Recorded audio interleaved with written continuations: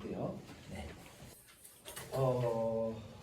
일단 맨 앞에 사진이 하나 있을 겁니다. 네, 저고요. 보시면 저는 이 구풀 국어학원에 현재 10년째, 거의 10년째 일단 이렇게 열심히 저희 학원의 커리를 좋아하는 입장에서, 그리고 저희 학원의 교육 목표를 좋아하는 입장에서 오랫동안 있고요. 그리고 혹시 기파랑문예원 들어보셨나요? 네, 기파랑문예원의 원장이기도 한 이상욱이라고 합니다. 오늘 제가 드릴 말씀은 크게 한 3가지 정도가 있는데요. 혹시 예비고1 학생이다 한번 손 들어보시겠습니까? 중2, 중1, 중1 어머님이시네요. 뭐 사실 같은 배를 탄 거기 때문에 비슷한 얘기를 한번 들어보시면 좋을 것 같습니다. 보시죠.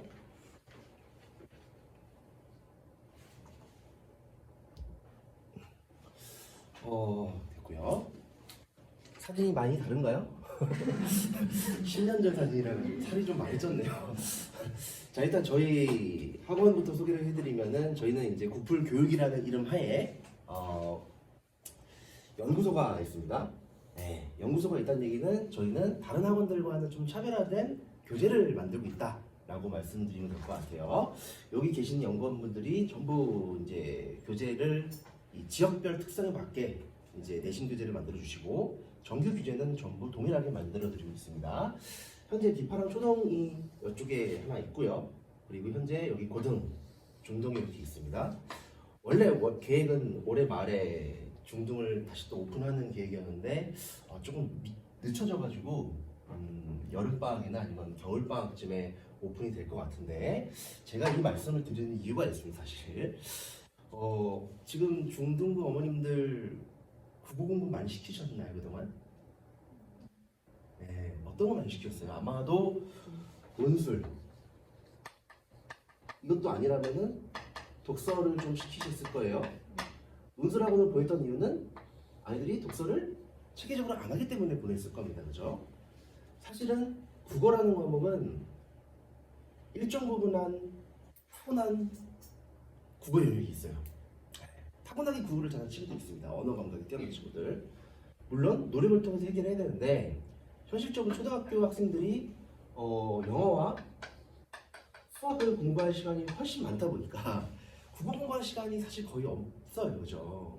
그래서 이제 이 기파랑문예원이 생긴 지 이제 벌써 5년 정도 그렇게 돼가는 것 같은데, 요즘 모든 미디어에서 하는 말은 문해력이란 말을 정말 많이 쓰고 있거든요. 그죠? 우리 친구들, 고등학교 이제 앞둔 친구들 문해력은 거의 꽝일 거예요. 없어요. 꽝이에요. 네. 그래서 지금 아주 큰 문제가 되는 건데, 그렇다고 지금 문해력이 없어졌던 이 초등학교 6년 그리고 중학교의 이 3년, 9년이라는 시간을 극복해내는 게 사실 쉽지가 않습니다. 네. 하지만 극복을 해내기 위해서 저희 시스템을 이용하실 건데, 저희 시스템은 역시 기파랑문예원이 원래 따라간 거예요. 이게 저희 시스템은 원래 여기에 있는 겁니다. 이게 그래서 아이들이 이제 요거를 잘 해주는 게 굉장히 중요한데, 그 시스템이 뭔지는 이따가 말씀드리는 거 하고요. 28년 이제 입시 전형이 작년 12월 말쯤 확정이 됐을 거예요. 그죠? 다행히도 개편안을 얘기하고 난 다음에 12월에 얘기해준다고 했는데 바로 그래도 약속을 지켜줬네요. 자, 일단은 다양한 얘기들이 많이 있을 거고, 뭐 설명회 여기저기 다니시면서 많은 이야기를 들으셨을 거예요. 그죠? 유튜브도 많이 보셨을 거고, 대학을 가는 방법은 크게 당연히 수시입니다. 두 번째 정시예요. 그죠? 크게 2가지입니다. 그죠? 근데 이제 수시에도 교과냐 아니면 교과에다가 저기 생기부를 잘 할 것이냐의 문제인 건데, 보통 수시로 대학을 가는 비중이 60%입니다. 정시로 대학을 가는 비중이 40%예요. 학생들에게 대부분 물어보면은 너는 수시로 대학 갈래? 정시로 대학 갈래? 하면 뭐라고 얘기할까요? 대부분 수시로 가겠다는 얘기를 많이 하죠. 이게 맞습니다. 그런데 조금 문제가 있어요. 이게 문제가 뭐냐? 상위 탑 클래스 이 대학들, 그리고 뭐 메디컬 이런 학교들, 뭐 의대든 치대든 한의대든 이런 것들은 수시보다는 거의 정시예요. 무슨 말 이해하셨죠? 거의 정시예요.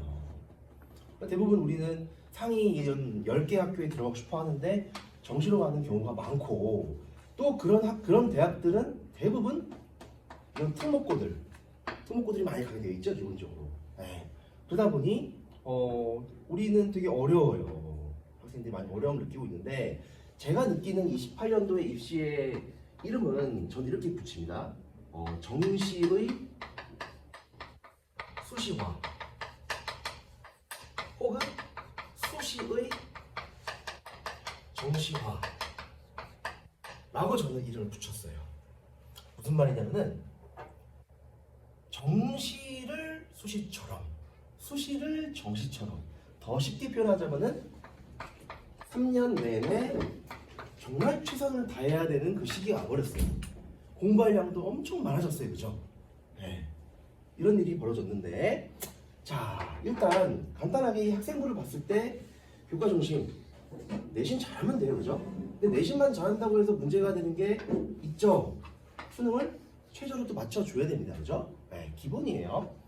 그리고 학생부로 갈 때 교과와 이제 생기부 잘 써야 됩니다. 그죠? 어떤 과목을 공부하고 난 다음에, 뭐 시험 공부하고 난 다음에 선생님한테 뭐 얘기를 잘 해가지고 뭐 나만의 어떤 뜻을 잘 만들어내야 됩니다. 이거. 또 뭐가 있냐면은 당연히 수능 최저가 붙어요. 보시다시피 내신을 준비하려 하지만 수능을 준비해야 되는 거죠. 그죠? 자, 논술은 나중에 뭐 3학년 여름방학쯤에 준비해도 늦지 않고요. 자, 이제 수능은 40% 정도가 되는데, 이 수능의 40%도 조금 어려워요. 왜냐? 여기 재수생이 들어갑니다. 재수생을 못 이겨요, 사실상. 자, 이러한 특징들이 있다는 게 현 시점의 모습인 것 같고요. 자, 학생부 생기부 얘기인데, 생기부는 갈수록 줄어들고 있다는 건 아실 거고요. 하지만 그래도 일부분의 중요한 부분들, 뭐 그런 부분들은 크게 변함이 없습니다. 그래서 이런 세특 관련된 것들, 이런 것들을 학교 생활을 잘 해야 될 거라고 보고요. 자, 그래서 28년에 이제 개편이 된 부분은 결국에는 이런 거죠. 쉽게 얘기해서. 그리고 5등급제라는 거죠. 5등급제. 등급이 이제 줄었습니다. 그럼 기존에 어땠냐? 1등급은 4%였어요. 그죠? 근데 지금 1등급이 10%가 됐습니다. 무슨 생각이 드나요? 1등급 받기가 쉬워졌네.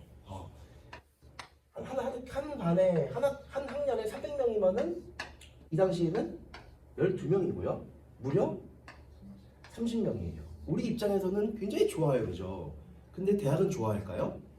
대학은 안 좋아합니다. 이유는 간단해요. 왜? 여기 있는 애들이 여기 들어가 버렸지 않습니까? 그럼 여기서 생기는 문제는 첫 번째, 대학이 학생을 뽑는데 굉장히 큰 어려움을 가지기 때문에 학교의 이런 내신 점수 이런 것들을 믿지 않아요.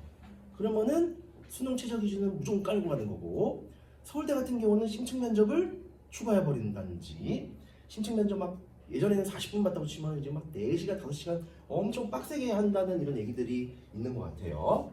자, 그런 입장도 있고, 또 대학이 학교를 판단함에 있어서 자사고와 일반고를 구분할 수가 없죠. 그죠? 어디서 이걸 알 수 있냐? 이게 표준 편차가 없어졌거든요. 표준 편차가 없었다는 얘기는 편차는 결국 낮을수록 공부를 잘하는 애들이 모였다는 얘기예요. 높을수록 공부가 조금 부족하다는 걸 보여주는 건데, 뭐 똑같은 학교인데 물론 이런 값 보면 알겠지만 조금은 판단하기 어려워지는 시대가 왔다는 얘기죠. 이 말은 즉슨 내신이 약해졌다라고 의미가 됩니다. 그렇죠? 아까 내신은 따기 쉬워졌지만 내신은 약해진 겁니다. 그러면 결국 수능은 강해진 거예요. 잠깐만, 그러면 내신으로 아이들이 대학을 많이 가고 싶어 하는데 약해졌어. 점수 따기는 쉬워. 이거 보세요. 내신에 수능합니다. 근데 우리가 이 3년이라는 시간을 보내면서 시험을 아이들이 10번을 보거든요. 1학년, 2학년, 1번, 2번, 3번, 4번, 1번, 2번, 3번, 4번, 3학년 1학기까지 10번입니다. 보세요. 수능을 공부할 수 있는 시간이 얼마나 됐나요? 없어요. 자, 지금 12개월입니다. 12개월이에요. 6개월이에요. 지금 우리는 여기 단계에 와 있거든요. 여기는 지금 무슨 공부해야 되는지 그러면? 내신 공부할까요 지금 이거? 아니에요. 이거는 수능 공부해야 됩니다. 수능 공부해야 돼요. 선생님 수능은 이때 보는데 이때부터 한다고요? 이유가 있습니다. 고등국어는 자 다시 한번 이제 이 말을 써볼게요. 수능의 내신화예요. 자 여기서 뭐였냐면은 내신의 수능화였습니다. 그렇죠? 이번에는 수능의 내신화입니다. 즉 여기 들어있는 1학기 중간고사를 잘 보려면은 수능과 관련된 사고 문해력이 갖춰줘야만 풀 수 있어요. 이게 또. 그 문제는 뒤에 가서 설명드릴게요. 자 여하튼 간에 수능이 중요해진 것처럼 보여가지고 봤더니 수능을 준비할 시간들이 부족하다는 걸 우리가 알 수 있습니다. 그러면 대부분 내가 내신을 통해서 대학을 갈 수 있겠다라고 어느 정도 확신이 드는 시간은 1학년이에요. 그죠? 1학년 끝나면은 사실상 나의 길이 보입니다.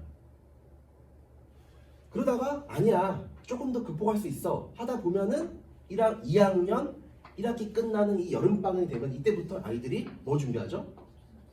완벽하게 정시 준비합니다. 근데 예전에는 제가 이런 일이 벌어지면은 이러면 안 된다라고 얘기를 하는데 지금은 그래도 될 것 같기도 해요. 네. 왜냐? 워낙 달라진 부분이 있기 때문에. 하지만 그래도 내신은 챙겨줘야 됩니다. 그 이유는 역시 뒤에서 또 말씀을 드릴게요. 자, 결론적으로 이 5등급제가 되면서 우리는 1등급을 따는 게 쉬워졌지만 대학에서 봤을 때는 좋은 건 아니다 라는 걸 알게 됐고 오히려 수능이 강해지는 모습을 봤기 때문에 자사고 쪽이 좀 더 유리할 수 있다는 걸 알 수 있어요. 그죠?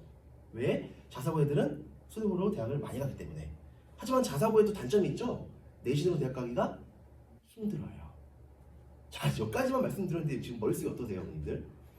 이거 웃자지 이러셔야 되죠. 뭐 하자는 거지? 결론은 이겁니다. 다 잘하면 돼요. 다 잘해야 돼요. 어머니 생각해보세요. 예전에 공부하셨을 때 공부량이 많았어요? 적었어요? 많았죠? 저 때도 공부량이 많았어요. 지금 애들도 공부량이 많아졌어요. 원래 공부는 양이 많은 게 정상이에요. 사실 어떻게 보면. 그래서 전략을 짜는 것도 중요하지만 더 중요한 건 그 순간순간에 내가 해야 될 것들을 잘 하다 보면은 그 전략이 딱 끼워 맞춰집니다. 대부분. 보죠. 자, 일단 뭐 저는 국어 과목을 전공하고 있는 학원이기 때문에 국어 과목만 설명을 좀 드릴게요. 자, 과거에는 국어가 선택 과목이 있었죠, 그죠? 헌법과 작문이 있었고요. 언어와 매체가 있었습니다. 그리고 공통적으로는 저기 독서랑 문학이 있었고요. 자, 우리가 매번 국어에 관련된 수능 관련 정보를 들어보면은 매번 수능 끝나고 뭐가 어렵다고 얘기가 많이 나오냐면은 당연히 요 비문학 지문이 어렵다 그래요. 막 비문학 지문에 경제가 나왔다, 뭐 기술 관련된 뭐 어떻게 나왔다 이런 말들 합니다. 그리고 아이들이 어려워하는 것 두 번째 언어, 문법이에요. 문법. 그리고 헌법작문은 원래 공부 안 하고도 풀 수 있는 과목이에요. 지금 여러 어머님도 다 풀 수 있습니다. 그래서 과거에는 어땠냐? 상위권 아이들은 요걸 선택했고요. 하위권 아이들은 요걸 선택했습니다. 그리고 독서와 문학이 난이도가 당연히 높았었고요. 자, 그런데 이제 어떤 일이 벌어졌냐? 헌법 공부한다 안 한다? 안 해도 된다. 언어 문법이죠? 문법은 상위권이 잘할까요? 중하위권이 잘할까요? 상위권 아이들이 잘합니다. 당연히. 왜? 수학 같은 과목이니까. 규칙이 있다는 거니까 이건. 자, 문학 그대로 있고요. 독서 작문도 그대로 있네요. 그럼 빠진 게 있네요? 뭐가 빠졌나요? 매체가 빠졌죠? 근데 제가 말씀드렸습니다. 화작 공부 안 하는 거고요. 매체도 공부하는 거 아니에요. 네, 매체는 말 그대로 뭐 블로그에 나와 있는 매체 요소들 있지 않습니까? 신문지, SNS 이런 거 매체들을 다루는 거기 때문에 사실 공부해서 푸는 과목은 아니고. 자, 그럼 결국 공통으로 우리가 바뀌었을 때 공부해야 될 것은 똑같아졌네요. 그죠? 원래 공부 안 하는 거고 원래 공부 안 하는 거니까 똑같아요. 그건 사실 어떻게 보면 변한 게 없습니다. 다른 과목들이 많이 변했지. 특히 수학 같은 경우가 저 심화수학이 없어졌죠? 네. 저는 이제 국어 전공이기 때문에 이거에 대한 의견이 잘 모르겠지만 저는 개인적으로 이거를 뺀 거는 반대하는 입장입니다. 저는 저기 나중에 공대 가고 막 그래야 되는데 이거 미적분 없이 어떻게 해야 하나 싶기도 하고 막 그래요. 자, 여하튼 그렇다면 수능에서 이렇게 되어 있는데 수능에서의 아이들이 가장 어려워하는 거 1번 독서, 2번 문법, 3번 문학입니다. 하지만 우리는 일단은 내신에 집중을 해야 될 거 아닙니까? 처음부터는. 그죠? 그럼 내신의 경우에는 어떤 일이 벌어지냐? 뭘 가장 어려워할까요? 문학이에요. 그 다음 문법이에요. 그 다음 독서예요. 이것만 아시면 됩니다. 내신에서 독서는 아무도 어려워하지 않아요. 이유는 간단합니다. 지문이 그냥 있어요. 배워요. 그거 푸는 거예요. 그러니까 배웠던 지문을 시험에 보는 거지. 그러니까 어려움이 있을 수가 없는 겁니다. 그럼 수능은 왜 어려운데요? 수능에는 처음 보는 지문이 나오기 때문이에요. 처음 본 지문을 내가 읽어내야 되는 거니까. 자, 문법도 역시나 어려웠게 될 텐데 근데 또 있습니다. 문학 같은 경우는 크게 시와 소설이 있겠죠. 그죠? 네. 근데 또 시는 고전시가 있고 현대시가 있습니다. 소설도 고전시가 있고 현대소설이 있어요. 아이들이 일단은 소설을 어려워할까요? 시를 어려워할까요? 시를 더 어려워하죠. 이유는 뭘까요? 소설에 비해서 글자가 적거든요. 해석하기가 쉽지 않은 거예요. 또 여쭤볼게요. 시 중에서 고전시를 어려워할까요? 현대시를 어려워할까요? 고전시를 어려워하겠죠. 이유는 뭘까요? 글자가 지금 쓰는 글자랑 달라서.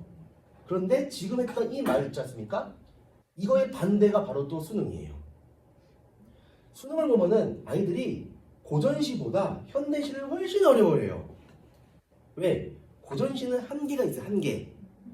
양이 한계가 있습니다. 그리고 현대시는 양이 엄청나게 많고요. 현대시는 우리가 기본적으로 알고 있는 뭐 이육사, 뭐 윤동주, 뭐 한영은 뭐 등등등등 작가들이 있는데 그런 것들을 교과서를 통해서 많이 배우거든요. 근데 막상 수능 보면 또 처음 보는 시가 나오는 거예요. 고전시는 혹은 고전소설은 어느 정도 범위가 있기 때문에 조금 시간이 많다면은 뭐 시중에 나와 있는 뭐 고전시 뭐 100선, 뭐 고전소설 100선 정도만 읽어도 어느 정도가 해결이 되는 건데 이건 해결이 잘 안 된단 말이죠. 자, 그 다음에 문법. 상위권 애들은 문법 나오면 좋아해요. 네, 저도 지금 뭐 수능 시험 문제를 푼다든지 모의고사 문제를 푼다든지 하면은 문법을 제일 마지막에 풀어요. 5분이면 풀어, 5분이면. 왜? 문법에 대한 규칙을 이미 알고 있기 때문에 빨리 풀 수 있단 말이야. 근데 문법이 좀 어려워진 이유가 뭐냐면 문법에도 이제는 지문이 길어요. 지문이. 결국 독서란 것들이 우리에게 발목을 잡는 건데 독서는 정해져 있는 범위가 없습니다. 쉽게 얘기해서 배경 지식으로 해결할 수 있으면 좋은데 배경 지식이 없으면은 나만의 독해 실력으로 풀어야 되는 거죠. 예를 들면 요즘 우리가 AI가 엄청나게 각광받는 시대라거든요. 그거와 관련된 더 깊은 내용이 들어가는 거를 우리가 어떻게 알아? 양자역학 어떻게 다 알아? 즉 비문학 같은 경우는 우리가 철저하게 사고력, 문해력, 독해력으로만 풀어내는 영역이기 때문에 전체적으로 이 세 가지 요소는 내신에도 다 적용이 될 겁니다. 자, 여기서 지금 수능의 얘기들을 제가 한번 간단하게 이 내신과의 비교를 조금 해드렸고요. 뒤에 가서 더 해드리겠습니다. 자, 그 다음으로 가면 이 수시의 등급과 정시 재수생 비율인데 간단하게 한번 볼게요. 일단 당연한 얘기예요. 1등급에서 1.5 정도면은 최상위권 대학을 가는 겁니다. 그냥. 그죠? 내려갈수록 아닐 거고. 그런데 정시에서 재수생이 차지하는 비중이 무려 의대는 80%예요. 그죠? 네. 그 정시에서 현역생이 의대를 갔다 대단한 친구죠. 그죠? 대단한 친구입니다. 갈수록 그리고 인설 같은 경우도 굉장히 적어요. 그죠? 이 현재 애들이 들어가기에.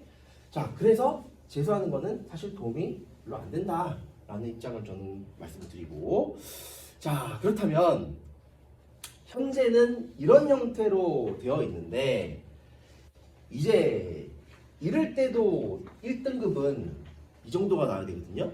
근데 10%가 됐다는 얘기는 이거보다 조금 넓어지겠죠? 네. 별로 의미가 없어지는 거예요. 내신의 의미가 별로 없어진 겁니다. 근데 보세요.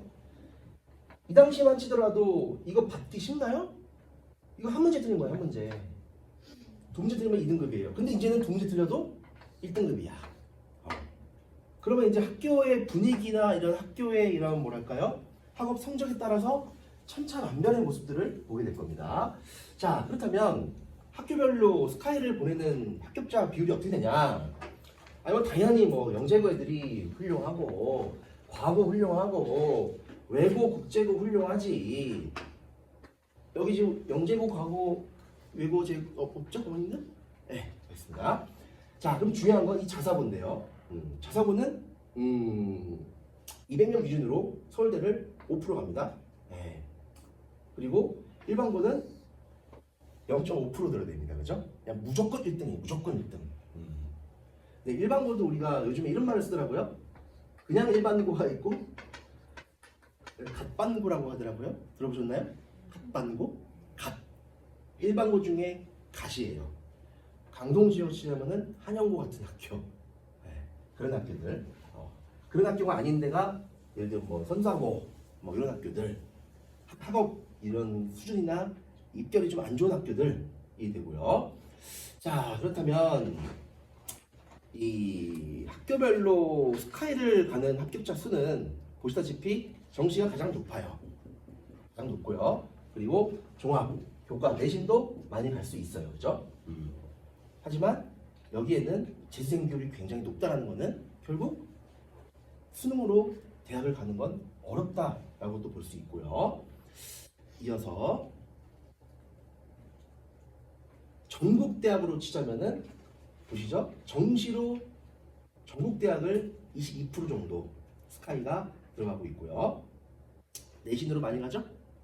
그죠? 빨간색이 내신이니까 전국대학을 자 그렇게 확인할 수 있겠습니다. 정리하자면은 주요 학교는 대부분 정시라는 얘기예요. 내신으로는 가능하죠 또 역시. 이렇게 근데 전국으로 봤을 때 또 내신으로 많이 가네요, 그죠?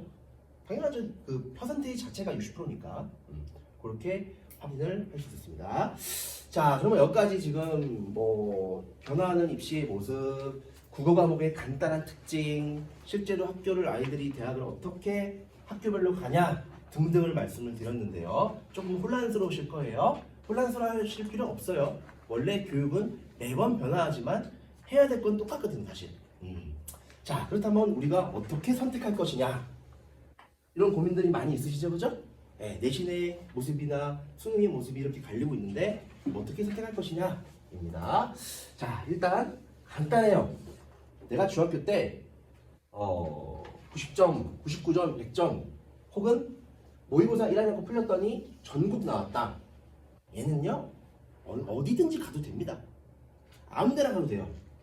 특목고 가도 되고 그냥 일반고 가서 전교 1등 할 친구예요, 그죠? 네. 이거에 대한 선택은 어머님과 학생이 대화를 해보시면서 하는 게 좋아요. 왜냐면은 여기 들어가가지고 힘들어하는 친구들도 있어요. 네. 차라리 여기서 들어가서 내가 1등 하겠다 하는 친구도 있는데 전 개인적으로 당연히 이걸 추천하죠. 네. 당연히 추천하지. 서울대 간다고 치면 서울대에 나보다 뛰어난 애가 훨씬 많은데 거기서 싸워야지. 자, 그 다음 이런 것들이 좀 이제 문제가 되는데 내신은 되게 잘해. 즉 내신을 잘한다는 얘기는 성실하다는 얘기예요. 성실하다는 얘기입니다. 근데 수능 모의고사 점수는 잘 안 나온다? 이 얘기는 사고력이 많이 부족하다예요. 아이들을 가르치다 보면 이런 친구가 있어요. 얘는 뭐 아무것도 안 적거든요. 근데 시험 잘 봐. 근데 누구는 와 빼백하게 적어. 시험 잘 안 나와. 이런 차이가 있어요. 자, 이런 친구들은 어떻게 하면 좋냐? 일반고 하면 좋겠죠? 성실하게 내신 점수 잘 따면 되니까. 네. 그런데 이런 친구도 있어요. 수능 모의고사는 굉장히 잘 보는데 내신 공부가 잘 안 돼. 얘는 간단합니다. 머리는 좋은데 노력을 안 하는 애들이에요. 얘들은 무조건 여기 가는 게 좋습니다. 이 친구 여기 가면 내신 잘 딸까요? 못 딸까요? 절대 못 따요. 하지만 학교의 분위기나 이런 학교의 커리 이런 것들이 정시 위주로도 잘 됐기 때문에 대학을 잘 가야 무조건 얘들이 또 정시고, 아니면은 상위권 일반고로 가가지고 하는 방법이 있고, 이런 것도 좀 중요하죠. 학습의 분위기. 선생님, 학습의 분위기란 건 뭔가요? 입결이죠, 결국 입결. 입시 결과지, 입시 결과. 뒤에 보시면 이제 저희 강동구 위주의 학교 성적들이 보일 거거든요. 그때 더 설명드릴게요. 자, 일단 분위기가 중요한 학생들은 당연히 특목고 가면 좋고요. 아니면 상위권 가는 게 좋습니다. 네. 근데 문제는 성적이 낮은 학생이 제일 문제가 될 텐데 그냥 일반고 가는 수밖에 없죠. 왜? 딴 데 가면은 미칩니다, 얘들은. 물론 성적이 낮은 학생이 그냥 일반고 갔다가 아래쪽으로 미쳐버린 경우도 있어요. 그러니까 위로 미쳤다는 얘기는 공부 스트레스에 너무 쓰러지는 친구들. 아래쪽으로 쓰러진다? 길거리 담배 피고 오토바이 타고 이렇게 될 수도 있고요. 자, 이런 것들로 한번 선택 기준을 봤고요. 자, 이건 작년 기준이 될 텐데 작년 기준에 이제 강동 지역만으로 보기에는 이 표를 작성하기가 힘들더라고요. 왜냐? 공개가 안 돼요. 공개되는 데는 이제 잘했다는 얘기거든. 자, 일단 송파 쪽이 깔려 있는데 우리는 강동 위주로 볼 거예요. 배재고, 한영고, 또 있나요? 광문고, 정도, 배명고는 저쪽이구나. 자, 배재고를 보면은 의학계열이 38명, 서울대 20명, 연대 27명, 고려대 44명. 많이 가죠, 그죠? 중요한 건 이겁니다. 외우세요. 수시와 정시 비율. 배재고는 정시를 더 많이 가죠? 자사고라서 그래요. 근데 보세요. 수시로도 가야 안 가요? 많이 가요. 그러니까 자사고는 다 잘 가는 겁니다. 그냥 쉽게 얘기해서. 정시 쪽으로 더 잘 가지만. 물론 수시 쪽이 좀 적은 이유는 내신 따기 힘들어서 그래요, 이게. 네. 근데 내신을 못 따도 정시로 엄청 많이 갈 수 있는 학교의 클래스라는 게 존재하거든요. 그죠? 그런데 이 한영고를 보시면 좀 특이한 모습을 볼 수 있습니다. 한영고는 내신이 무려 67%입니다. 내신이 강한 학교예요. 갑반고에 얘기해요. 갑반고. 정시로는 많이 못 갑니다. 그죠? 상대적으로. 그리고 광문고를 봤더니 비중을 판단하기 되게 어렵더라고요. 결과가 잘 안 나와요. 연락을 안 해주더라고요. 그래서 올해 거를 또 작성하면서 정말 고민이 많았는데 최대한 고민해서 나온 결과가 이겁니다. 일단 보성고는 송파인데 뭐 됐고요. 보인고는 송파인데 자사고고요. 하남고가 저는 검색하면서 좀 많이 놀랬네요. 하남고가 그래도 많이 갔더라고요. 생각보다. 한영외고를 봤더니 서울대 많이 갔고요. 역시나 배재고, 의치한 많이 갔죠? 서울대 많이 갔고요. 스카이에는 외는 다 서성한 중경예시 얘기한 겁니다. 광문고도 많이 간 편이고요. 올해 제가 보면서 가장 놀랐던 점은 바로 상해여고죠. 제가 재작년부터 잠깐만 우리 여기 재개발 들어온 지가 얼마나 됐죠? 이제 한 4년 됐나요? 여기 이제 아파트가 들어서면서 상해여고가 저는 달라진 거를 그때부터 느꼈어요. 교장선생님이 바뀌면서 굉장히 빡세지는 분위기를 느꼈는데 결과가 서서히 나오고 있어요 지금. 그래서 아마 제가 느끼는 요즘에 상해여고는 배재고화되어 있어요. 빡셉니다 상해여고. 네. 수업 내용도 좋고요. 그러니까 그런 학교를 보내시는 게 정말 좋을 겁니다. 자, 학업성취도인데 이건 편차거든요. 편차는 15 정도 밑으로 내려가면은 좋은 학교입니다. 배재고 보이시죠? 그러니까 잘하는 아이들이 촘촘히 모였다는 얘기예요. 한영고 15 밑이니까 잘하는 애들이고요. 광문고 조금 넘어가긴 했지만 괜찮고요. 보세요. 강동고 괜찮은 학교예요. 강동고 괜찮은 학교예요. 성덕고도 괜찮아요. 물론 성덕고는 잘하는 애들만 있고 좀 밑에는 좀 애매한 친구들이 좀 있는 그런 분위기인 것 같고, 상해여고도 괜찮죠? 명일여고도 괜찮아 보이고요. 선사부님 죄송합니다. 네. 뭐 그런 분위기들이 있어요. 자, 학교 선택 관련해서 여러 가지 얘기를 좀 말씀드렸습니다. 자, 그렇다면 이렇게 국어라는 과목과 학교라는 것을 선택함에 있어서 우리는 내신의 수능화와 수능의 내신화를 계속 말씀을 드리고 있는데 어떻게 할 것이냐라는 거거든요. 자, 일단은 상대평가제에서 중간에 생각하는 힘은 정말 중요합니다. 자, 제가 아이들을 10년, 15년 정도 학생들을 가르치면 느끼는 바는 뭐냐면은 첫 번째, 조금 예민한 말씀 드릴게요. 공부를 잘하는 친구들은 타고났어요. 타고났습니다. 이건 지능이 타고난 걸 수도 있겠지만 공부를 잘하는 애들은 이미 재능이 뛰어나요. 여기서 얘기하는 재능은 뭐냐면은 어떤 친구들은 내가 모르는 지문이나 모르는 문제가 한계가 있지 않습니까? 이거 될 때까지 봅니다. 질문 시간 주면은 해주고 나면은 또 따라와가지고 선생님 이게 있어요. 모르는 거를 알 때까지 하는 애들은 그냥 타고나게 이런 끈기, 사고력 이게 존재해요. 자, 그러면 이런 애들이 많을까요, 적을까요? 굉장히 적어요. 굉장히 적습니다. 그렇다면 이런 거는 어떻게 되냐면은 선천적으로 보이지만 사실 선천성은 없어요. 이게 만들어주면 돼요. 만들어줘야 돼요, 이걸요. 자, 공부는 솔직히 말하면 머리로 하는 거거든요. 근데 엉덩이로 하는 놈이 이길 수 있어요. 예를 들면 뭐 제가 이런 얘기를 많이 드리는데 메시 아시죠들? 호날두도 아시죠? 누가 더 위대한 선수예요? 그쵸? 메시가 더 야 대단하시네요. 어머님들이 메시가 위대하신 걸 알아보시네. 메시는 쉽게 얘기해서 재능이 그냥 미쳐버린 친구예요. 노력도 하겠지. 근데 호날두는 재능보다는 얘는 노력파예요. 호날두는 20대 때 몸이 엄청 말랐었어요. 지금 근육질이죠. 그리고 뭐 훈련 썰 이런 거 나오고 보면은 호날두는 우리가 뭐 미대를 통해서 볼 때 호날두는 굉장히 거만하고 막 이런 이미지잖아요. 호날두는 제일 먼저 훈련장에 들어갔다가 제일 늦게 훈련장에 나온대요. 프리킥을 막 10,000개 차고 그런대요. 근데도 얘를 이겨요, 못 이겨요? 못 이겨요. 근데 괜찮아요. 왜? 메시가 발롱도르를 5번 탔다. 호날두도 4번이나 탔거든요. 양대 산맥 아니에요, 그죠? 얘가 서울대 의대면은 얘는 뭐 서울대 뭐 약대라고 할까요? 큰 차이 없잖아요. 그죠? 그러니까 이렇게 재능이 뛰어난 친구들은 사실 너무 극소수 때문에 우리는 이 재능을 만들어줘야 됩니다. 끈기, 성실성. 자, 그 성실성을 갖추면 요게 생길 거예요. 네. 자, 그렇다면 내신 국어는 우리가 어떻게 전략을 세우고 공부하냐? 자, 여기 나와 있는 기본 문제는 그냥 당연히 맞춰야 되는 문제입니다. 기본이 암기예요, 암기. 우리 중학교 때 다 A 나왔죠? 그죠? 네. 안 나오신 분이 있나요? 자, 중학교 때 A가 국어가 안 나왔다, 아니 나왔다. 대부분 어땠을 거냐면은 문제 낸 식으로 많이 풀고 학교 선생님 뭐 써준 거 외우고 그랬죠? 그거 하면 고등학교도 똑같습니다. 성실해져야 돼요.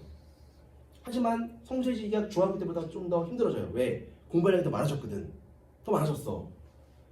그래서 내신 대비를 보통은 5주를 하는데 길게는 8주까지 하는 경우도 있어요, 요즘에. 자, 중요한 건 요겁니다. 이게 바로 수능이에요. 제가 말씀드렸죠? 수시에 수능화라고. 결국 내신을 잘 따는 방법도 변별력을 가르기 때문에 낯선 지문이 등장합니다. 낯선 지문은 내가 처음 보는 지문이 국어 과목에 등장하는 거예요. 그럼 아이들은 당황하죠? 이거 어떻게 읽어야 되지? 이거 안 배웠는데? 에이씨. 근데 우리는 이 겨울방학 동안에 이 훈련들을 계속 할 거예요.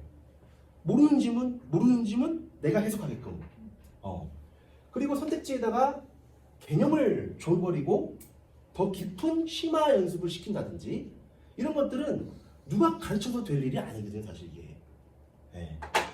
결국 수능이라는 것들은 여기서 판단이 될 거고 그게 내신 안에 숨어 있다는 게 고등국어의 특징입니다.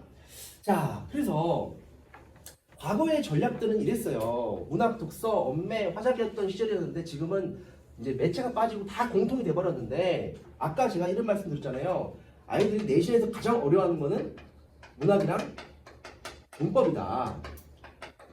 자, 한번 여쭤볼까요? 문법하고 문학 중에 단기적으로 해결할 수 있는 건 뭘까요? 그렇죠. 단기적으로 해결할 수 있는 문제예요, 이거. 문학은 소설이나 시의 내용은 다 다르잖아요. 많잖아요, 양이. 그 낯선 지문들을 꾸준히 해줄 수 있어야 돼요, 그죠? 그래서 문법은 지금 공부하는 게 아니에요. 문법은 내신 기간 5주, 6주, 7주 하는 동안에 충분히 할 수 있어요. 이거. 지금 해봐야 또 까먹거든 애들. 그럼 뭐 공부해야 될까요? 이거 안 하면? 내신에서 이걸 애들이 어려워하는데. 아이들이 수능에서 가장 뭘 어려워한다? 비문학 해야 돼요. 비문학. 비문학을 통해서 거기에 있는 비문학의 지식을 내가 머릿속에 넣는 게 아니라 어떠한 어려운 비문학 내용이 나와도 내가 이거를 읽어낼 수 있게 만들어야 돼요. 내가 읽고 이해해야 될 수 있게. 그게 저희 교재에 다 실려있는 방식인데, 자, 넘어가 볼게요. 저희 기본적으로 아이들이 국어를 하는 방법이 뭐가 있냐면은 이거부터 한번 여쭤볼까요? 이건 말 안 해도 뻔한 얘기인데 제일 많이 학원에 가는 학원이 어딘가요? 수학이죠? 일주일에 3번 정도 가시나요? 4번까지도 가는 경우도 있죠, 그죠? 두 번째, 그 다음 어디 많이 가요?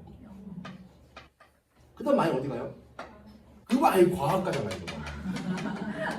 한국사 이래버리면 멘탈 처집니다, 진짜. 이러다가 결국에는 국어 공부를 안 하고 있는 거예요, 이게. 왜 국어가 갈수록 중요해지고 올해도 뻔해요. 모든 인재 1등급은 국어가 된다니, 국어가. 왠지 아세요? 수학 공부 다 열심히 하죠? 영어 다 열심히 하죠? 최상위권일수록 수학 영어는 다 잘해요. 근데 국어는 다 못해 애들이. 근데 어처구니없게 수능 보면은 이과 애들이 국어를 잘 봐요. 왜? 비문학 지문에 되게 어려운 막 양자역학, 막 지구의 별의 천체가 움직임 뭐 등등 나오는 거는 이과 애들은 편하거든, 그걸 읽는 게. 문과 애들은 어려워한단 말이죠. 자, 여하튼 국어공부를 안 해요. 그러면 애들이 국어공부도 제대로 안 하면서 이제 학원에 보내거나 뭐 그러면 애들은 어떻게 공부하냐? 시를 읽습니다. 문제가 있네요, 그죠? 보기가 딸려 있네요. 또 읽어요, 그냥. 그 다음에 아니지. 이건가?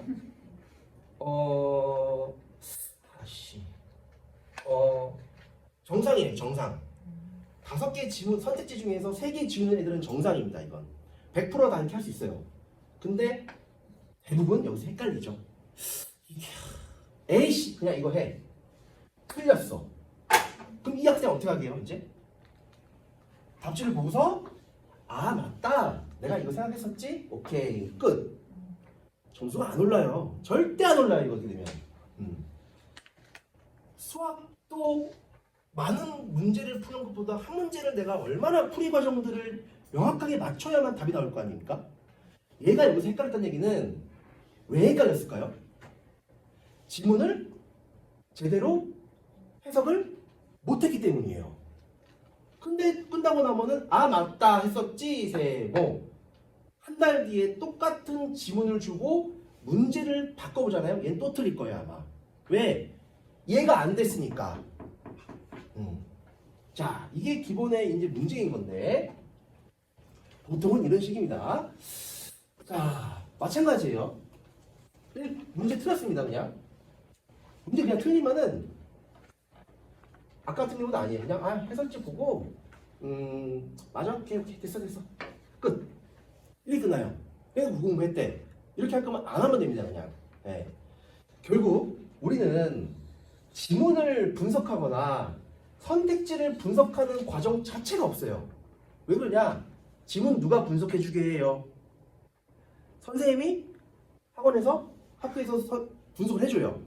근데 내가 푸는 문제는 처음 보는 지문이야. 선택지는 매번 바뀌기 때문에 고쳐낼 수 있어야 된단 말이죠. 자, 이렇게 되어 있습니다. 자, 그래서 결국에 이 국어는 결국 수학하고 똑같은 과목입니다. 뭐냐? 국어는 오지선 다형이죠? 근데 이거 사실상 서술형이에요. 네. 왜냐? 이 풀이 과정이 있어야만 하는 건데 어처구니없게 국어는 뭐가 있어요? 감으로 풀 수 있어요, 이게. 대충 읽으면 이거 같은데 이게 있어요, 이거. 이거를 없애야 되거든요. 풀이 과정이 있으면은 절대로 감을 살릴 필요가 없습니다, 이게. 감으로 문제 풀어놓고 맞으면 오케이, 역시. 틀리면은 잠깐 해설 좀 해볼까? 1번 내 독해력이 향상됩니까? 향상이 안 돼요. 넘어가요, 그냥. 자, 결국 수학에서도 풀이의 과정이 존재하듯이 국어 같은 경우도 맞고 틀리고가 중요한 게 아니라 내가 이거를 왜 맞았냐, 왜 틀렸냐를 완벽하게 하고 넘어가는 친구만 1등급이에요. 대부분. 공부 잘하는 친구들은 이런 거 원래 아니어도 이렇게 돼야 된다는 걸 자기가 몸으로 알고 있는 거야. 그거 안 넘어가면 몸이 막 근질근질해 본단 말이죠, 이게. 자, 그러면은 보통 우리 예비고일 교재 목차의 시작은 형태소와 단어, 어근과 접사 이런 것부터 시작을 하거든요. 왜냐하면 문법에서 가장 핵심이에요, 이게. 요거를 모르면 문법을 아무것도 못 하거든요. 이쪽에 적혀 있는지 모르겠지만 여기 글씨가 이제 지워졌네요. 제가 예전에 수업을 할 때 여기다가 막 낙서를 해놔요. 어간, 어근, 조사, 접사 이 네 가지만 알면 문법은 다 할 수 있다고 얘기를 해요. 이 정도 다루면서 전체적으로 다는 건데 다 처음 보시, 다 처음 보시. 비문학도 마찬가지죠. 자, 저희 이게 교재 개념서고요. 자, 일단 저희 학습은 어떻게 하냐? 일단 첫 번째, 빠르게 풀어야 됩니다. 주어진 시간 안에 풀 수 있어야 됩니다. 문제를 빠르게 해결해야 됩니다. 자, 그리고 나면은 이게 중요합니다. 다 앞에 채점했겠죠, 얘가? 그죠? 그러면은 보통 친구들은 그냥 맞고 그냥 끝내요. 뭐 다른 학원 같은 경우도 그냥 맞았으면 끝난단 말이죠. 자, 저희는 교재에 이게 있어요. 아까 지문 있었죠, 지문. 지문을 다시 한번 다 정리를 해야 돼요. 다시 한번 다 정리한다는 거는 결국 반복한다는 거거든요. 반복한다는 얘기는 굉장히 귀찮은 일이에요. 근데 그 귀찮음 속에서 우리는 정독할 수밖에 없어요. 근데 이제 이런 걸 하는 걸 굉장히 힘들어하고 귀찮아하죠, 아이들이. 근데 귀찮음이라는 건 결국 귀찮음을 극복했다. 그럼 뭐가 생겼다? 끈기가 생겼다는 거예요, 이건. 끈기가 생겼다는 얘기는 이 지문을 이제 완벽하게 이해를 했기 때문에 괄호 안에 무언가를 쓸 수 있었던 거예요. 자, 아까 말씀을 안 드렸던 부분이 하나 있었던 것 같은데 28년 입시에서 그 확정안을 보면은 이런 말이 있더라고요. 국어 같은 게 보면은 오지서 사용을 좀 줄이고 논술, 서술 이런 거를 많이 하겠다라는 얘기가 있어요. 자, 보세요. 선택지를 지금 다 맞았거든요, 이 친구. 다 써야 돼요. 다 쓴다는 얘기는 다 키워드예요, 키워드. 자, 논술, 서술은 사실상 뭐 어떻게 바뀔지 모르겠지만 미국이나 이런 대학 학교처럼 에세이는 아니잖아요. 키워드를 연습하는 연습들을 통해서 글쓰기 능력이 생긴단 말이죠. 자, 또 마찬가지입니다. 3번 문제 풀었는데 얘가 지금 5번 골라서 맞았어. 근데 지금 봤더니 1번 선지나 뭐 2번 선지나 이런 부분에 되게 중요한 개념들이 많이 숨어 있었거든요. 이거를 또 반복하는 거예요. 그럼 얘는 이제 요 A라는 지문은 완벽하게 반복했고 정독했고 요 A 지문에 딸려있는 문제를 거기 숨어있는 개념까지 발견해버린 거예요. 완벽하게 공부했네요, 그죠? 자, 독서 같은 경우도 마찬가지입니다. 자, 독서 지문 단락별로 다 읽고 옆에다가 다 써야 돼요. 이미 이거 뭐 하고 있는 거예요? 논술, 서술 연습하고 있는 거예요. 아이들이 가장 싫어하는 게 뭔지 아세요? 1번 읽는 거, 2번 쓰는 거. 됐죠? 아이들 읽는 거, 쓰는 거를 엄청 싫어합니다. 해야 돼요, 이거. 지금 시대가 그렇게 돼 있는데. 이게 바로 저희가 주장하는 도플 훈련입니다. 자, 이런 과정들을 겨울방학 한 3개월 정도 동안 정말 빡세게 진행을 하고 난다면 그동안 국어 공부를 허투루 공부했던 것들을 조금은 살릴 수 있을 거고요. 자, 오늘 이따 설명이 끝나시고 입학 테스트 신청하신 다음에 내가 우리 전국에 있는 학원에서 어느 정도 수준에 와 있는지를 한번 확인해 보시고 이제 입학 테스트는 한 60분 전화하셔도 되고 나가셔가지고 미리 물어보셔도 되고요. 성적표는 일주일 후에 배부라고 되어 있는데 보통 뭐 바로바로 나오니까 확인하시면 될 것 같습니다. 자, 고등부 교재에서 수업 내용들은 기본적으로 개념을 가르치겠죠. 적용하는 것들을 하게 될 겁니다. 자, 요게 중요합니다. 요 도플학습. 자, 어머니 한번 여쭤볼까요? 예습하는 게 중요해요? 복습하는 게 중요해요? 당연히 복습이에요. 당연한 거예요, 그죠? 자, 수업 시간에 선생님이랑 수업하는 거는 공부하는 게 아니에요. 알려주는 거지. 그럼 공부는 집에 가서 복습하는 거야. 근데 아이들은 복습하면 그냥 이러잖아요. 그죠? 끝이에요. 10분도 안 걸려요. 근데 우리의 9+2 내용은 여기 배웠던 거 빈칸이 다 뚫려 있고 지문 분석 다 하게 돼 있고 할 수밖에 없게끔 만들어 놨어요. 이걸요. 이렇게 되어 있고 이제 뭐 단편수나 어휘는 다 기본이고요.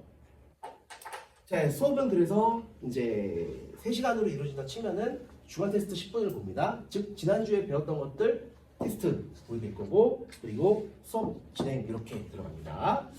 자, 여기 이제 클리닉이라고 있는데 클리닉은 이제 주간 테스트 10점이 안 됐다. 남아야죠 뭐. 말 때까지 해야지. 그 다음 레벨별로 이제 수업을 하는데 올해는 조금 수업을 다르게 진행합니다.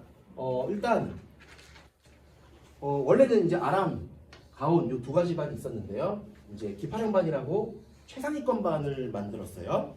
최상위권 반은 제가 수업을 하게 될 텐데 커트라인은 90점입니다. 이미 지금 저희 재원생 중에 현재 중3애들 있을 거 아닙니까? 걔들 중에 기파랑에 들어온 애가 4명 됐어요 벌써. 94점 나오고 96점 나오더라고요. 이런 애들은 아직 속단에 들지만 대학 무조건 잘 가는 애들이에요. 왜? 얘네들은 그동안 잘 배운 것도 있겠지만 자기가 이런 학습하는 능력이 뛰어난 거거든요. 그래서 이 반은 뭐 명칭을 배제반이라고도 만들어놨지만 배제가 아니어도 전혀 상관이 없어요. 난이도는 거의 고3 수준까지 아이들을 가르쳐 놓을 거예요. 고3 수준의 내용을 가르친다는 얘기는 아이들이 어떠한 지문이 나와도 어려움을 안 느끼게끔 만들 거예요. 즉 내신 시험지 보면은 낯선 지문 나온다 했잖아요. 그거 풀 수 있게 만든다는 겁니다. 그리고 수업도 얘네들은 4시간 할 거예요. 3시간 수업하고 나머지 1시간은 기능 수업할 거예요. 또. 그래서 계속. 저도 요즘에 이 기파랑 초등의 담당 선생님이 수술하는 바람에 제가 잠깐 땜빵 뛰고 본 적이 있어요. 초등학생을 지금 처음 가르쳐봤어요. 처음 가르쳤는데 그래서 되게 좀 긴장도 했어요. 너무 애기들이니까 뭐랄까 어렵게 느껴질까봐 그랬는데 초등에 여기 기파랑반이 레벨이 제일 높거든요. 5학년하고 6학년이에요. 5학년이 한 3, 4명 돼요. 제가 첫 주에 이 수업하면서 무슨 감정을 느꼈냐면은 기파랑반 교재는 어느 정도 수준이냐면 고2 수준이에요. 얘네들 고전시랑 문법을 안 배워요. 어차피 나중에 해도 되니까. 현대시, 현대소설, 비문학 막 설명하거든요. 정말 잘해요. 그리고 정말 잘하는 거는 왜 잘하고 있냐면 걔네 보세요 어머니들. 초등학생들은 시키면 잘할까요 못할까요? 잘해요. 잘해요. 걔들 숙제 이런 거 보잖아요. 지금 앞에 있었던 이런 구플락스 빈칸 이런 거 있죠? 정말 꼼꼼하게 쓰고요. 제대로 안 되면 다시 시켜요. 계속 똑같은 거 가지고 계속 쓰고 하니까 실력이 금방 올라요. 근데 이제 설랑반이라고 이게 1레벨인데 1레벨에도 5학년이 있거든요. 얘는 똑같은 거 시키면 어떤지 아세요? 결국 끈기 싸움이에요. 보세요 어머니들. 시대가 달라졌어요. 이제는 초등국어가 더 중요해진 시대인 거예요. 왜 초등국어가 중요하냐? 우리 시대가 안 했기 때문에 그래요.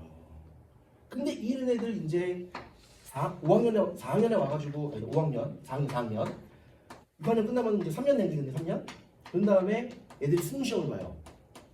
뭐냐면 수능 당해 올해 봤던 수능에서 저 문법하고 고전식, 고전수를 빼고 시험 보거든요. 몇 등급 나오지 아세요? 1등급 나와요. 2등급도 나오고. 대단한 애죠. 이런 애들은 이제 중학교 때 국어학원 다닐 필요도 없지. 고등학교 때도 필요한 것만 듣는 거지. 자, 그래서 제가 드리고 싶은 말씀은 뭐냐면 이반에 가나 다 똑같아요. 끈기 그리고 우리 교재를 정말 꼼꼼하게 3개월이면 12권 아니면 12권. 잠깐만. 4주. 맞죠? 갑자기 내가 정지됐네요. 12권의 책이 2월 말에 딱 이제 만들어지잖아요. 그러면은 정말 꼼꼼하게 했다. 그럼 얘는 진짜 실력이 많이 형성됐을 거예요. 근데 그걸 잘 못해서 문제지. 왜 못하냐? 왜 그럴 것 같아요?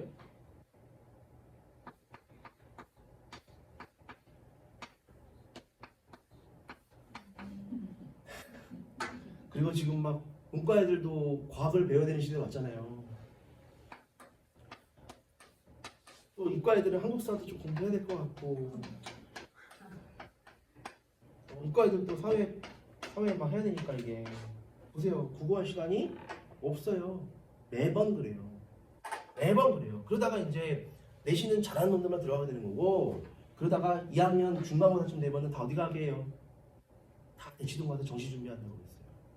근데 거기 정시 준비하는 애는 이미 또 여기서 뭐 그렇게 되는데 결국에 이런 말씀을 드리고 싶은 거죠. 3개월이 되죠. 3개월? 제발 3개월만 저희 학원이 아니더라도 국어 공부 열심히 하세요. 제발. 왜? 지금도 우리가 수학 영어 공부를 많이 할 거 아니에요. 시간 지나면 어떨 것 같아요? 난이도가 더 올라가는데 수학 더 하겠죠? 제발 부탁입니다. 많은 지문을 하려 하지 말고 하나라도 완벽하게 지문을 분석해내고 하나라도 문제가 맞았어도 아니었던 부분들을 꼭 확인하시길 바라고 저희 학원에서는 이런 것들을 통해서 이제 시험을 보고 승급하거나 강급할 수도 있어요. 동기부여를 위해서 매주 학부모님들에게 피드백 문자가 나갈 겁니다. 주간 테스트 몇 점이다, 과제 몇 점이다 등등. 클리닉이란 말이 있는데 클리닉은 저희는 그냥 매주 한 번 더 옵니다. 그냥 무조건이에요, 무조건. 그래서 수업은 저희가 2번 하지만 주중에 보통 한 번 오지만 주중에 한 번 와, 무조건 와요. 무조건 와서 과제 제대로 안 돼 있는 것들 계속 시키고 또 질문할 것도 질문 어떻게 하고 그 책 될 때까지 하고 합니다. 뒤에 학원 있어도 안 보낼 거예요. 특히 겨울방학에는 절대 그렇게 안 할 겁니다. 아니 절대 그렇게 안 하죠. 자, 뭐 이런 얘기들이 들어있을 겁니다. 수업 직후 클리닉은 보통은 이제 숙제 제대로 안 해야 되는데 조금밖에 안 남았다. 빨리 하고 가. 패스 안 됐다. 100점 맞을 때까지 빨리 풀고 가. 뭐 이렇게 될 거고요. 주중 클리닉은 여러 가지들을 할 거예요. 대부분은 이제 부족한 부분들을 많이 메꿔줄 거고요. 이제 다 잘했다. 문법도 좀 건드려주고 독해 레벨 기준에 따로 있거든요. 좀 더 난이도 높은 독해 레벨을 좀 풀려보고 뭐 그러다가 실전 모의고사도 이제 격주로 보게 될 겁니다. 그런 것들 다양한 것들을 할 거라는 거. 자, 내신 프로그램은 뭐 아직 내신 때가 아니니까 나중에 내신 설명할 때 그때 또 말씀드리는 걸로 하고요. 결국 저희 학원의 차별점은 결국 국풀 학습법입니다. 수학에도 풀이가 있듯이 국어에도 풀이가 있다라는 거. 근데 그거는 머릿속으로만 가고 있다는 거. 그래서 써야 된다는 거. 그래서 지문과 문제, 선택지, 낯선 지문이 나와도 풀 수 있게 하겠다라는 게 저희의 목표입니다. 뒤에 예비고일 커리큘럼들이 나와 있을 거니까 확인을 해보시면 될 것 같아요. 다양한 것들 다 할 거예요. 이렇게 되어 있습니다. 원래는 제가 질문 시간 지금 몇 시인가요? 50분을 걸고 제 시간이 30분이었는데 5분만 질문 받겠습니다. 5분만. 편하게 주십시오. 그거는 11월 말 전체 개강 때 알려드릴 거예요. 오늘은 예비고일만 대상이기 때문에. 네. 네. 네. 11월 네. 1월까지 하시나요? 11월, 12월, 1월, 2월까지가 되겠네요. 2월 말까지. 4개월이 되겠네요. 4개월. 네. 네. 아까도 말씀하셨지만 네. 저뿐만 아니라 다른 과목들도 이제 겨울방학 대비를 또 많이 시작을 하잖아요. 그렇죠. 그럴 경우에 이제 학원 스케줄 같은 게 굉장히 많이 빡빡하죠. 빡빡해지는데 네. 아까 말씀하신 것처럼 보강 가는 경우인가요? 추가로 더 해주시는 거 있잖아요. 주중 클리닉, 클리닉 같은 경우에 네. 우리가 시간이 만약에 못 맞을 경우 선생님과 시간이 안 맞아서 주중 클리닉을 못하게 될 경우도 있을 수도 있어요. 그럴 수 있죠. 그럴 경우에 일단은 웬만하면은 빈 시간이 조금은 있을 거예요. 학생 시간에 저희가 맞출 거예요. 일단 기본적으로. 너 올 수 있는 시간에 와. 이게 될 텐데 그것도 안 된다 싶으면은 뭐 수업 끝나고라도 좀 봐주든지 뭐 프린트로도 어떻게 준다든지. 근데 그래도 최소 정말 말 그대로 최소예요. 한 달에 한 번은 클리닉을 받아야 돼요. 그래야 얘가 지금 제대로 뭘 모르고 있는지 선생님이 또 판단한단 말이죠. 네. 사실은 저는 개인적으로 수업보다는 클리닉이 더 중요하다고 봐요. 대지고 같은 경우에 예. 화목밖에 안 나오잖아요. 네네. 그런 경우에는 몇 시까지 저희가 월화는 쉬는 날이기 때문에 목요일만 하게 되겠네요. 그러면 근데 일단 겨울 방학은 이 시기는 괜찮지 않습니까, 그죠? 네. 그러면 내신 만약에 국어학원을 다니게 되면 네네. 계속 다니는 거 같아요. 네네네. 국어학원을 다시 바꾸거나 네네. 내신 기간 네. 이런 거 여쭤보는 아 고등학교 근데 내신 기간 때 같은 경우는 저희가 클리닉을 지금처럼 비슷하게 하긴 하는데 겨울 방학 때만큼 그렇게 빡빡하게 하지 않아요. 예. 왜 내신 때는 정말 단편적인 지식들을 모든 과목을 다 해야 되기 때문에 그 정도는 저희가 충분히 그냥 뭐 안 해도 될 때도 분명히 있을 거예요. 예. 저 기존에 지금 다니고 있는 학생인데요. 네네. 그러면 겨울방학 강좌랑 기존 강좌랑 좀 다른 게 조금은 다를 수 있죠. 근데 이제 저희가 전체적으로 허리가 지금 이제 여름방학부터 하셨죠? 여름방학 때 쭉 내려왔을 거예요. 지금 예비고 11월 9일부터는 사실상 진짜 고1 과정이라고 보시면 돼요. 여기는 맛보기. 여기를 했으면 좀 더 편할 수 있고요. 네. 여기를 안 했으면 또 시작하면 되고요. 제가는 따로 겨울 강좌 커리를 다시 신청을 해서 아니에요. 그냥 쭉 다니시면 쭉 됩니다. 다니는 네. 저희는 교재가 1번부터 이렇게 1, 2, 3, 4 나오지 않습니까? 뭐 가을 1, 가을 2, 가을 3, 가을 4 혹은 겨울 1, 겨울 2, 겨울 3, 겨울 4 다 이어져요. 웬만하면. 네.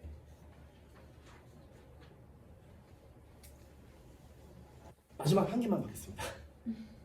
뒤에 이제 한 10분, 20분 정도 소요가 될 텐데 이제 담당 선생님들 두 분이 오실 거예요. 네. 또 시간표 다 받으셨죠? 네, 시간표에 보시면은 제가 수업하는 시간은 토요일 아침이랑 토요일 저녁 이렇게 있을 거고 나머지 선생님 두 분이 오실 텐데 오시기 전에 제가 먼저 말씀드릴게요. 지금 이제 들어오신 선생님은 어떤 스타일이냐?